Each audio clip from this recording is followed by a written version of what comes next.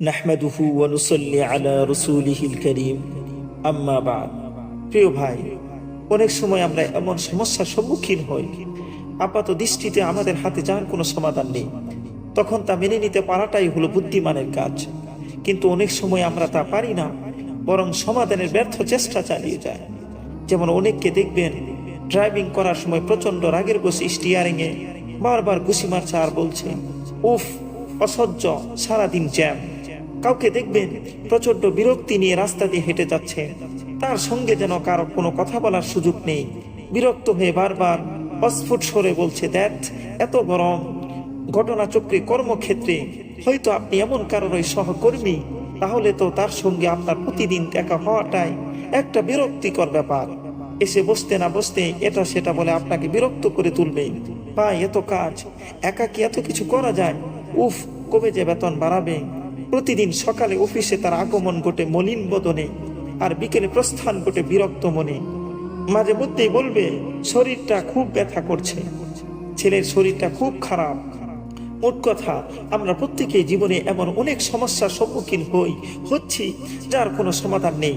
আমাদেরকে এই বিষয়গুলো স্বাভাবিকভাবেই নিতে হবে। জৈনক আরব কবিতার কবিতায় এই বিষয়টি খুব সুন্দর করে ফুটিয়ে তুলেছেন। কবিতার পংক্তিগুলো হলো, সুদানো আমায় পথিক, দেখো কি বিষণ্ণ আকাশ বাতাস, বলো কেমনে থাকিব ভালো। বলিলাম হেসে যাও তুমি, আকাশে বাতাসে তবে হাসিবে আলো। সুদানো পথিক, হারিয়েছে দেখো পূবালি হওয়া, বলো কোথা পাবো হৃদ উচ্চতা। বলিলাম আমি খুশি থাকো তুমি, তবু কান্নায় দূর হবে কি বৈর হওয়ার বিষণ্ণতা। সুদালো পথিক, যে ছিল আমার হৃদয়ের রানী, যাকে নিয়ে সদা স্বপ্ন বুনি, চলে গেছে আজ বহুদূর সে, হৃদয় জুড়িয়া ব্যথার ধ্বনি। চারদিকে তাই বেদনা সাগর, পৃথিবীর নানাকে যন্ত্রণা, হাসিব কেমনে ভাগ্যে আমার কেবলই শুধু বঞ্চনা।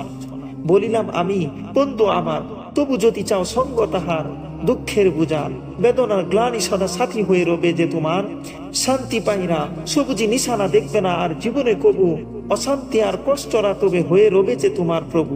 হ্যাঁ, জীবনকে এভাবে উপভোগ করুন, প্রতিকূল পরিস্থিতিতেও আপনার আচরণে কেউ যেন কষ্ট না পায়, এ ব্যাপারে সতর্ক থাকুন। গড়ে স্ত্রী সন্তানের সঙ্গে, কর্মক্ষেত্রে সহকর্মীদের সঙ্গেও আচরণের ক্ষেত্রে সজাগ থাকুন। যে ক্ষেত্রে তাদের কোনো অপরাধ নেই, সে ক্ষেত্রে তাদের কেন কষ্ট দিবেন? নিজের বিষণ্ণতার কষ্ট তাদের উপর কেন চাপিয়ে দিবেন?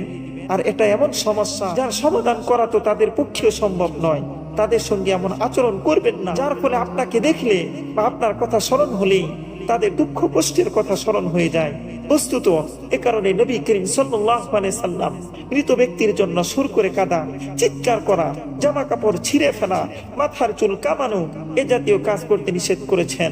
মৃতের জন্য তো আমাদের করণীয় হলো গোসল দেওয়া, কাফন পরানো, জানাজা পড়া, দাফন করা এবং দোয়া করা। শোক ও মাতম কিংবা কান্না ও চিৎকারে তো মৃতের কোনো কল্যাণ হয় না। কেবল জীবিতদের আনন্দময় জীবনে বিষাদের কালো ছায়া নেমে আসে। মাআফি বিন সুলাইমান একবার জৈনেক সঙ্গীকে নিয়ে হাঁটছিলেন। সঙ্গীটি হঠাৎ ব্রু কুচকে মাআফি বিন সুলাইমানের দিকে তাকিয়ে বলল, উফ, আজ কি ঠান্ডা। মাআফি বললেন, তুমি কি চাইলে এখন নিজেকে উৎস ও গরম করতে তুলতে পারবে? সে বলল না। মাআফি বললেন, তাহলে অযথাই অভিযোগ তুলে লাভটাই বা কি হলো? এর চেয়ে বরং একবার সুবহানাল্লাহ বললেও তো তোমার লাভ হতো। ভাবুন কত চমৎকার, কত গভীর ছিল মাআফির বুদ্ধি ও বিচক্ষণতা।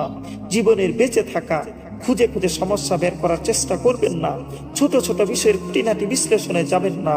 জীবনের আনন্দ খুঁজে ফিরুন আর জীবনকে উপভোগ করুন।